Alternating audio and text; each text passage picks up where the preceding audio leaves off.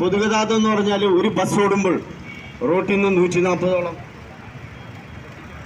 140ഓളം two വീലറും മറ്റുള്ളതൊക്കെ മാറിപ്പോണാണ്. എലിവാല് പോലത്തെയുള്ള ഈ കേരളത്തിൽ ഏറ്റവും കൂടുതൽ വാഹനങ്ങളുള്ളത് ലോകത്ത് അമേരിക്ക കഴിഞ്ഞാൽ കേരളത്തിലാണ്. കണക്കനുസരിച്ച് 2-1 ഇവിടെ വണ്ടിയുണ്ട്. അപ്പോൾ ഒരു വാഹന സുനാമിയിലേക്ക് പോകാനുള്ള എല്ലാ സംവിധാനവും ഉണ്ട്. കാരണം നമുക്കറിയാം 1900 ബസ്സുകൾ ഈ സെപ്റ്റംബറോടുകൂടി KSRTC മാറ്റേണ്ടതുണ്ട്. നമ്മളെ സംബന്ധിച്ചോളം നമ്മൾ ആവശ്യപ്പെടുന്നത് എന്താണ്? നമ്മുടെയും കണ്ണീര്, ഈ സ്ത്രീകളുടെ കണ്ണീരല്ലേ. നമ്മൾ ഏറ്റവും കൂടുതൽ അതിഥി തൊഴിലാളിയെ പോലും മാനിക്കുന്ന, കേരളത്തിലെ പോലെ സൗമനസ്സുള്ള ലോകത്ത് ഒരാളുമില്ല. ഇത്രയും നല്ല മനസ്സുള്ള ഈ കേരളത്തിലാണ് ഈ സങ്കടകരമായ ഒരു അവസ്ഥയിൽ ബസ് ഉടമകളും, അത് FB മുഖപുസ്തകത്തിലൊക്കെ കാണുമ്പോൾ അറിയാം, നിർത്തിപ്പോടാ, നാളെ മുതൽ നിങ്ങൾ വേറെ പണിക്ക് പോയിക്കോ. എങ്ങനെ സാധിക്കും?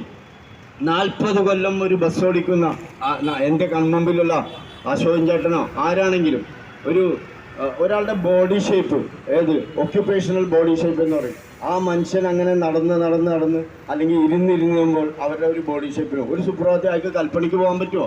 വേറെ തൊഴിലിന് പോകാൻ പറ്റുമോ? അവരെ സംബന്ധിച്ചോളം ഒരു തൊഴിലിനും പോകാൻ പറ്റാത്ത അവസ്ഥയിൽ അവർ കണ്ണീരിലാണ്. അപ്പോൾ അതോടൊപ്പം എനിക്കറിയാം, നമ്മുടെ ഒരു ഉദ്ഘാടനമായിട്ട് ഇവിടെ എത്തിയിട്ടുണ്ട് ബെന്നിച്ചേട്ടൻ ഓർക്കുന്നുണ്ടാവും. ഒരു വ്യാഴവട്ടക്കാലം മുമ്പ് ഇതുപോലെ ഒരു ദോശ സമരം നീതിമാനായ ഉമ്മൻചാണ്ടിയുള്ളപ്പോൾ ഞങ്ങൾ തൂമ്പുടിയിൽ നടത്തിയതാണ്. അന്ന് തന്നെ ആ പെർമിറ്റിന് 67 വെച്ച് പുള്ളി അമെൻമെൻറ്റ് 40 കിലോമീറ്ററുള്ള വണ്ടികളെല്ലാം തന്നെ അദ്ദേഹം വന്ന് ആ ഒരു സ്കീം എടുത്ത് കളഞ്ഞു. അത്രയും നല്ല മനസ്സാണ് കാണിച്ചത്. ഞങ്ങളിപ്പോൾ പറഞ്ഞു വരുന്നതെന്താണെന്ന് വെച്ചാൽ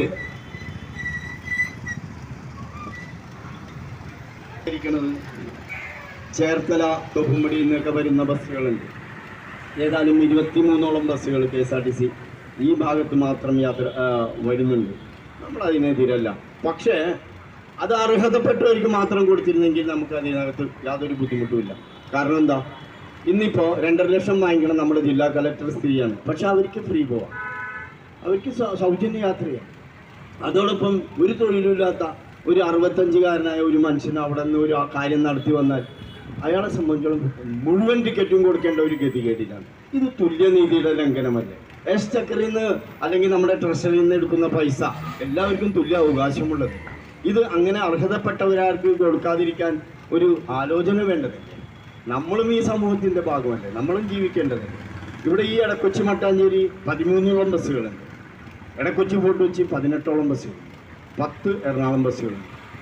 എന്താ സംഭവിക്കുന്നതെന്ന് വെച്ചാൽ, എടക്കൊച്ചിക്ക് അപ്പുറം സ്കീമുണ്ടെന്നും പറഞ്ഞ് നമുക്ക് ഓപ്പറേറ്റ് സമ്മതിക്കില്ല.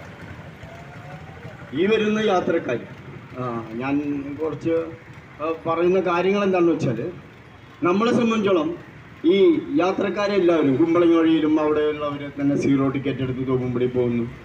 തിരിച്ച് അവർ ഈ BOT പാലം വഴി തന്നെ ചേർത്തലയിലും മറ്റുള്ള സ്ഥലത്തും യാത്ര ചെയ്യുന്നു. അപ്പോൾ എന്താ പറ്റണമെന്ന് വെച്ചാൽ, ഇവിടെ നിൽക്കുന്ന പ്രായമായ ഒരു കാരണവർക്ക് ഈ അംഗപരിമിതരുടെ സീറ്റിലും കയറാൻ പറ്റുള്ള, വണ്ടിക്കകത്തും കയറാൻ പറ്റുള്ള, മിക്ക വണ്ടിയും വൈകുന്നേരം വന്നാൽ അമിതമായ ഓവർലോഡിലാണ് പോയിക്കൊണ്ടിരിക്കുന്നത്.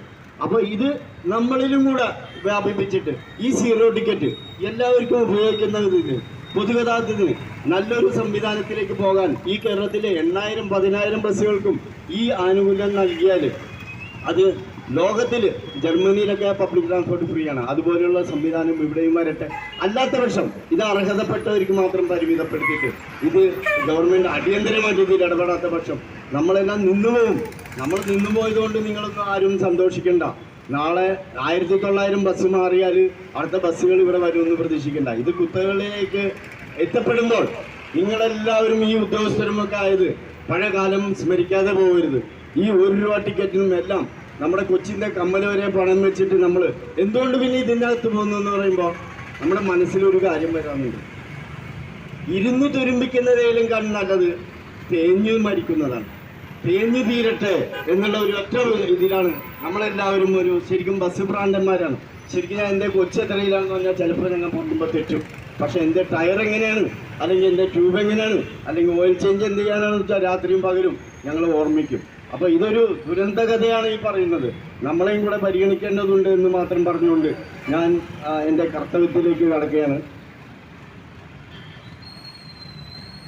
കാരണം ഒരുപാട് സമയം ഞാൻ നിങ്ങളെ എടുക്കുന്നില്ല.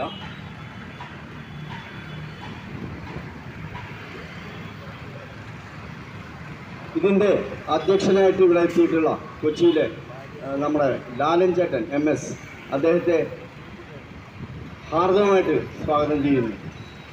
അതോടൊപ്പം നമുക്കറിയാം കേരള ശാസ്ത്ര സാഹിത്യ പരിഷത്തിൻ്റെ സംസ്ഥാന പ്രസിഡൻ്റൊക്കെ ആയിരുന്നു ശ്രീ ബെന്നി ചേട്ടൻ. രാഷ്ട്രീയത്തിനതീതമായിട്ട് ഏതൊരു പൊതുപ്രശ്നത്തിലും ശക്തമായ നിലപാടുള്ള ഒരു സാഹിത്യകാരനും നമ്മുടെ മഹാരാജസിലെ പ്രൊഫസറും കൂടിയാണ് അദ്ദേഹം. ഞാൻ പറയുന്ന താമസമുള്ളൂ. അദ്ദേഹം ഈ ഒരു ജനകീയ ഇടപെടലിൽ വന്ന് ഇവിടെ ഉദ്ഘാടനത്തിന് വന്നോളാം എന്ന് പറഞ്ഞു. അപ്പോൾ അദ്ദേഹത്തെയും എൻ്റെ ഹൃദയത്തിൻ്റെ ഭാഷയിൽ